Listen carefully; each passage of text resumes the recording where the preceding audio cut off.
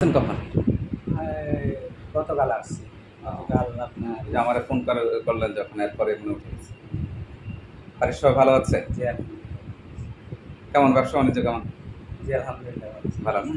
আর কি কি প্রোডাক্ট আছে চলতেছে? এখন আমাদের এখানে মোট 11টা আইটেম। 11টা। জি, খাওয়ার রুটি বলবো। আচ্ছা আচ্ছা। তারপরে আপনার পেটিস, আনারকলি বিস্কিট, তারপর ছোটো একটা পেটিস আছে, তাও আইটেম ক্যাং। ডেলি কত টাকার মাল উৎপাদন হয়? এখন আপনার প্রতি মাসে আমার 12 লাখ টাকা সেল আছে। 12 লাখ টাকা সেল আছে। 12 লাখ টাকা প্রতি মাসে সেল হলে তো বেকারিতে তো প্রায় 50% মতো প্রফিট থাকে। এখন কেমন প্রফিট? এখন দ্রব্যমূল্য দামের কারণে আগে তো প্রায় 50% মতো প্রফিট ছিল। করোনার আগে ওরকম ছিল। করোনার পরে একটা যখন আপনার করোনার কারণে ব্যবসা বন্ধ হয়ে গেছে। এখন 12 লাখ টাকার মাল তৈরি করলে কত খরচ হয়? কত? আর আমার ওখানে 7-এর মধ্যে পারা যায়? 7-8 লাখ টাকা খরচ সব মিলে টোটাল খরচ। হ্যাঁ, না আরো বেশি। কত খরচ হয়? মালে খরচ হয় কত? খালি র মেটেরিয়ালস সব মিলে আপনার এটাতে যাবে 7 যাবে। আর ওয়ার্কার সহ যাবে 8 লাখ। আমার যে ঘর ভাড়া আছে 8 লাখ, 9 লাখ 9 লাখ, 3 লাখ প্রফিট মাসে। আলহামদুলিল্লাহ, মাসে যদি 3 লাখ টাকা থাকে, এখানে বিনিয়োগ আছে কত আপনার? বিনিয়োগ এখন আপনার 20-25 লাখ টাকা হবে। আচ্ছা, আলহামদুলিল্লাহ। তাই আপনার আরো প্রফিট আসার কথা। মাসে 3 লাখ টাকা এখন নেট প্রফিট থাকে, তো আপনার 5 থেকে 6 লাখ টাকা আসার কথা মান্থলি। এটা আপনার খরচটা বেশি যাচ্ছে। খরচ বেশি ওই যেহেতু একটা দ্বীপ অঞ্চল, তো মালটা নিতে সমস্যা। সন্দ্বীপ, তারপরে সন্দ্বীপের মতো জায়গায় যে এটা সেল হয়, মাসে 3 লাখ টাকা লাভ হয়, এটা অনেক কিছু আলহামদুলিল্লাহ, তাই না? আমি মনে করি ইউরোপ আমেরিকার চেয়ে আপনি ভালো পাচ্ছেন, কারণ ইউরোপ আমেরিকাতে মানুষ এখন 35-40 লাখ টাকা লাগে ইউরোপ আমেরিকা যেতে, তাও ম্যাক্সিমাম অবৈধ যায়। ওখানে আবার বৈধ হওয়ার জন্য অনেক কিছু লাগে। তো সেইখানে আপনার 25 লাখ টাকা বিনিয়োগ করে যদি আপনি, আর এটা তো আপনি একবারে বিনিয়োগ করেন নাই, দাফে দাফে হয়ে গেছে, 3 লাখ টাকা প্রফিট আলহামদুলিল্লাহ ভালো। তো এখন কি কোনো আরও কিছু বাড়াবেন নাকি? যে এখন ওই যে আমি তো ওই ওভেন করছিলাম। হ্যাঁ, একটা ওভেন বসাইছিলাম। আচ্ছা। তো ওভেন বসাই দিতে যে গ্যাসের দাম তো বাড়ছে এখন। বর্তমান যে সেল, এই সেলের সাথে গ্যাসের সাথে আমি পোষাইতে পারতেছি। আবার ওখানে আমার ওই যে খামির মিক্সার যে মেশিনটা, ওটা আপনার তাও ইঞ্জিন চালিত, সাথে বিদ্যুতের না, এই জন্যই তো আপনার খরচটা বেশি। বিদ্যুৎ নামাইছি, যে শিল্প মিটার নামাইছে। হ্যাঁ, ওই যে মিটার মোটর টোটর এগুলো এখন ফিট করতে পারি। আচ্ছা আচ্ছা আচ্ছা আচ্ছা, এগুলো ফিট করলে খরচটা। আর আপনি যেহেতু ফুড আইটেমে আছেন, আপনি ফুডে আরো 2-1টা আইটেম বাড়াই দেবেন। চানাচুর আছে না? চানাচুরটা রাখেন না কেন? চানাচুরটা জায়গা সংকটের কারণে। আরে আপনি বেশি না, অল্প কিছু টাকা হলে চানাচুরের প্রোডাকশনে আসা করতে পারেন। জায়গা সংকট। আপনার তো মিক্সার ওটাতে আছে, তাই না? আপনার তো আর মিক্সার লাগবে না। এই 1.5 লাখ টাকাও লাগবে না, আরো কম লাগবে। আপনি একটা অটো প্রোডাকশনে চলে যেতে পারবেন। আর একটা জায়গা বেশি লাগে না তো। এই যে আমার পাশে যে টেবিলটা আছে, এইটুকু জায়গা লাগবে চানাচুরের জন্য। এটা তো মেশিনটা উপরে টাওয়ারের মতো, এটা কাজ করে চুলার উপরে আসলো, আবার এটা ঘুরে এক সাইডে রেখে দিতে পারবে। ভালো তো এটা।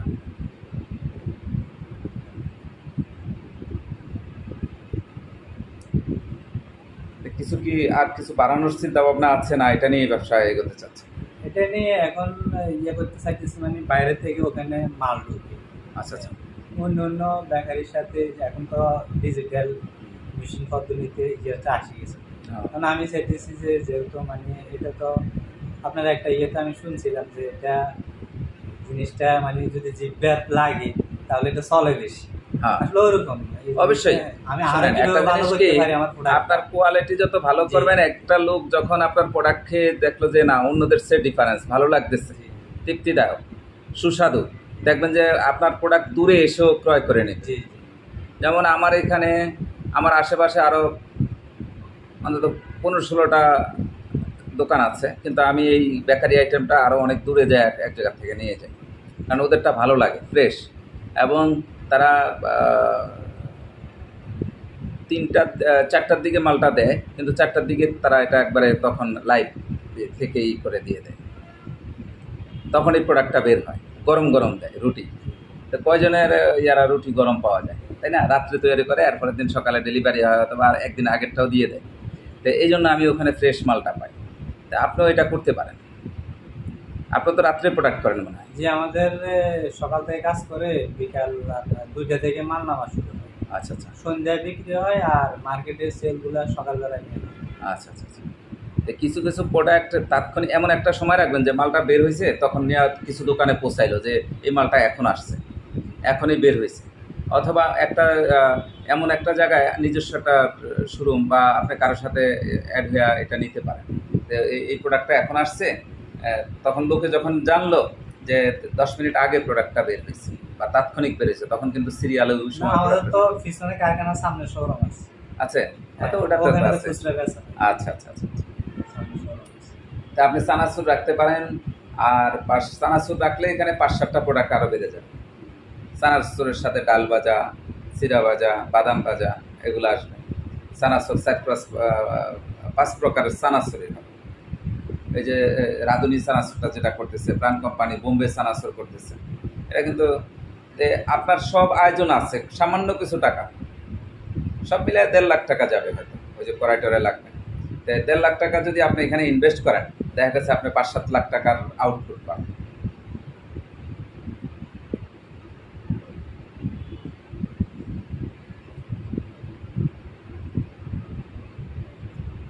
আপনাদের কাছে কি যে ট্যাঙ্কের মেশিনগুলো আছে না? কেক কেক কোনটা করবেন? কত কেজি আছে ওই যে কেক যে ইয়াটা মিক্সার, এটা 20 কেজি হয়, 25 কেজি হয়, 15 কেজি। আপনি কোন কেজির কটা নেবেন? ম্যাক্সিমাম 20 কেজিরটাই নেয়। এখন ইয়ে কত আপনাদের? 1,35,000। ওই বিদেশি চায়না।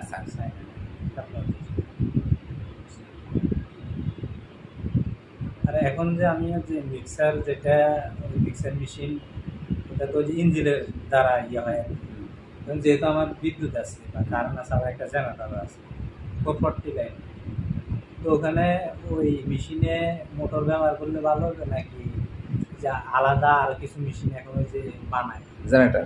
হ্যাঁ, ইয়া মিক্সার মেশিন আর কি, হ্যাঁ, যে ব্র্যাড বানায় যে পাওয়ার না, আপনার যদি বিদ্যুৎ থাকে আপনি মোটর দিয়ে করেন, খরচ কম হবে। কারণ ওই যে ইঞ্জিন দিয়ে চালান, এগুলোতে খরচ বেশি না। যে একদিন পর একদিন 600 টাকা ডিজেল লাগে। হ্যাঁ, তাইলে আপনার ইয়েটাই ভালো, বিদ্যুতে যদি বিদ্যুৎ থাকে সবসময়। এরপর যেহেতু ইয়ে আছে, এটা আলাদা ইয়া নিলেন, সাপোর্ট নিলেন। হ্যাঁ হ্যাঁ।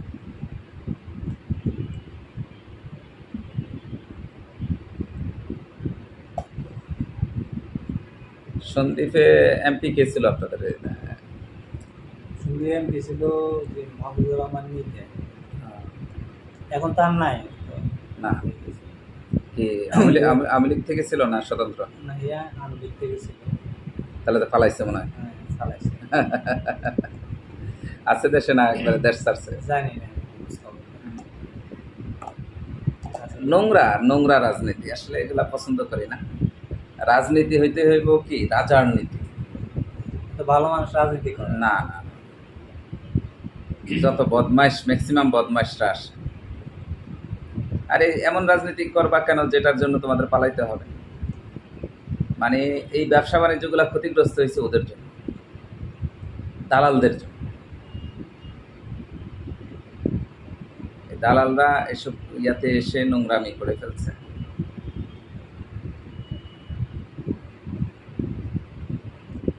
কারণ মানুষ চিন্তা করে যে এসব নোংরামিতে যায় তো অনেক টাকা অবৈধভাবে ইনকাম করা যায়, তাহলে ব্যবসা করবো কেন? কিন্তু এই আহাম্মকরা যে এখন এই আমরা দেখেছি গ্রামে গঞ্জে যে শিন কেটে, বেড়া কেটে, চোর ঢুকে, তাদেরকেও তো এইভাবে মারে না, বা তারাও তো এইভাবে অসম্মানিত এতটা হয় না, তাদেরও একটা মান সম্মান আছে, কিন্তু এদের এই মান সম্মানটাও নেই। কি মনে হয়, তাই না? জি তাহলে এদেরকে হেদায়েত দান করো, ভালো মানুষ আসুক। আছে ভালো মানুষ অনেক আছে, তাই এদেরকে আমরা যদি একটু আমরা আরও ভালো হই তাইলে এদেরকে ভালো রাখা যায়। আমরা চিন্তা করি যে অনেকে চিন্তা করে তাদের কাছ থেকে সুযোগ সুবিধা নেবে, তো ওই সুযোগ সুবিধা নিতে নিতে যায় এই অবস্থাগুলো হয়। জবাবদিহিতা থাকতে হবে, আর ইয়াং জেনারেশন আসতে হবে। আরেকটা হলো একটা দলের উপরে নির্ভর করা যাবে না। দল মনে করেন একটা দলের থেকে অল্প কিছু ভালো ভালো মানুষ আনতে হবে, সর্বদলীয় থেকে লোক এনে, স্বতন্ত্র থেকে এনে, ভালো ভালো মানুষ ইয়াং জেনারেশন এনে, এই যে এখন বর্তমান যে ছাত্র সমাজ তাদের কাছ থেকে এনে যদি এই পার্লামেন্ট সাজায় তাইলে একটা ভালো কিছু হবে। আর স্ট্রংলি শুধু থাকবে বিরোধী দল, যে তারা যাতে তাদের ভুল ত্রুটি ধরাই দিতে পারে, তাদেরকে ভয় পায়। এখন ভালো মানুষ যারা এরা তো এই যে রাজনীতিক যে ফ্যাস এগুলো তো বুঝবে না বা এগুলো না, এত প্যাচগুছ দরকার নাই, দরকার দেশ নাই। চালানোর জন্য এত প্যাচগুছ দরকার নাই। এখন এই যে মানে এখন বলতেছে যে আমরা শুনতেছি যে কেউ কেউ প্রস্তাব দিছে আর কি যে ডাক্তার ইউনুস না হয়ে রাখলে আলেম হলে ভালো হতো বা একটা এরকম ওরা না, ডক্টর ইউনুস সাহেব তো তার ওয়ার্ল্ড ব্যাপী একটা গ্রহণযোগ্যতা। জি জি, আপনি একটা দেশের প্রধান উপদেষ্টা বা প্রধানমন্ত্রী হলেন, এটার চেয়ে বড় আপনার গ্রহণযোগ্য থাকে, আপনার সততা থাকতে হবে, আপনার যোগ্যতা থাকতে হবে। যোগ্যতা নাই, আপনার সৎ কাজ হবে। আপনি কোনো মসজিদের মুয়াজ্জিম সৎ, অল্প কিছু বেতন পায়, তারে এনে যদি আপনি রাষ্ট্রপ্রধান বানান, চালাতে পারবেন। ঠিক এরকম এখন সৎ লাগবে, যোগ্য লাগবে, যোগ্যতা এবং সততা, এই দুইটা জিনিস লাগবে। আর ওয়ার্ল্ড ব্যাপী তার গ্রহণযোগ্যতা থাকতে হবে। ডক্টর ইউনুস সাহেবের ওয়ার্ল্ড ব্যাপী গ্রহণযোগ্যতা আছে। আর আপনি আমি কেউই তো ব্যাংক ছাড়া কি চলতে পারেন? কে সুদের সাথে জড়িত না? আল্লাহ যদি মাফ করে, অ্যাকচুয়ালি আল্লাহ মাফ না করলে কেউই পার পাবে না। কারণ আপনি আমি ব্যাংকে লেনদেন করি, তার মানে ব্যাংক সুদের কাজ করে। তো ওনাকে যারা এটা বলতেছে এগুলো চিন্তা করতে হবে। যারা শরিয়া ভিত্তিক বলতেছে তাদেরও আসলে ক্লিয়ার না এটা। তবে একটা ক্লিয়ার হওয়া যাবে, যেমন ব্যাংক এক্সাম্পল, আপনার ব্যাংক, আপনি ব্যাংকার, আপনার কাছে আমি লোন নিলাম 10 লাখ টাকা। আপনি আমাকে বললেন যে হ্যাঁ আপনি কী ব্যবসা করবেন, এই ব্যবসা করেন, এই 10 লাখ টাকা যা ইনকাম হবে, লাভ হবে, সব কিছু যায়, সেটার 50% আপনাকে দেবো, 50% আমি দেবো, তাই না? লাভ্য অংশের একটা শেয়ার হবে। আবার কোনো কারণে কিছু লস হয়ে গেছে তখনও আপনার দিতে হবে। কিন্তু ব্যাংক এটা দায়িত্ব নেয়, লসের দায়িত্ব নেয় না। তার মানে এটা হালাল না। ব্যবসা আল্লাহ হালাল কেন করেছে? এটাতে লাভ লস, লাভ কম বেশি সব আছে। আপনি রিস্ক নিয়েছেন, আপনার যদি লস হয় আপনি কি কাউকে বলতে পারবেন আমার লস হয়েছে, আমার টাকা দাও? পারবেন না। এই জন্য আপনার টাকা হালাল। এই জন্য বিশ্বনবী হযরত মুহাম্মদ সাল্লাল্লাহু আলাইহি সাল্লাম বলেছেন যে একমাত্র সৎ ব্যবসায়ীদের হাসর হবে, জান্নাতে যাবে নবী রাসূল সিদ্দিকানদের সাথে, যারা সৎ ব্যবসায়ী। এটা ব্যবসায়ীদের কথা বলা হয়েছে। তারপরে ব্যবসায় 90% বরকতময় করেছে। তাই সেইখানে আর অন্য কোনো পেশার কথা বলেছে যে অমুক ম্যাজিস্ট্রেটের হাসর হবে ইয়ের সাথে, অমুক রাজনীতিবিদ দেশ রাষ্ট্র প্রধানের হবে না, ব্যবসায়ীদের কথা বলা হয়েছে। আবার যদি রাষ্ট্রনায়ক উমর রাদিয়াল্লাহু তাআলার আনহুর মতো হয়, হ্যাঁ এরকম আছে কোথাও, এরদোগান সাহেব অনেকটা ওরকম মনে করা হয়। তাই আমরাও চাই যে আমাদের আলেম সমাজ আসলে কোনো সমস্যা নেই, কিন্তু যোগ্যতা নিয়ে আসতে হবে। আরেকটা হলো এখন অনেকে আছে, যোগ্য আছে, নাই যে তা না। এখন এবং অনেকের দেশ আন্তর্জাতিক মানের আলেম আছেন আমাদের দেশে। তো মিলে জিলে সবাই যদি আসে তাহলে ভালো কিছু আশা করা যায়, তাই না? জি।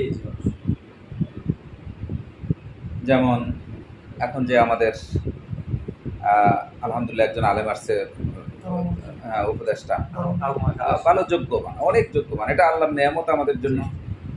তারপরে মিজানুর রহমান আজারি আছেন, মাহমুদুল্লাহ হুজুর আছেন, মামুনুল হক সাহেব আছেন, অসংখ্য আলেম ওলামা আছেন। এখন ওনারা রাষ্ট্রে ভূমিকা নেওয়ার মতো অনেক কিছু করতে পারবে, এক একটা মন্ত্রণালয়ের দায়িত্ব নেওয়ার মতো আছে,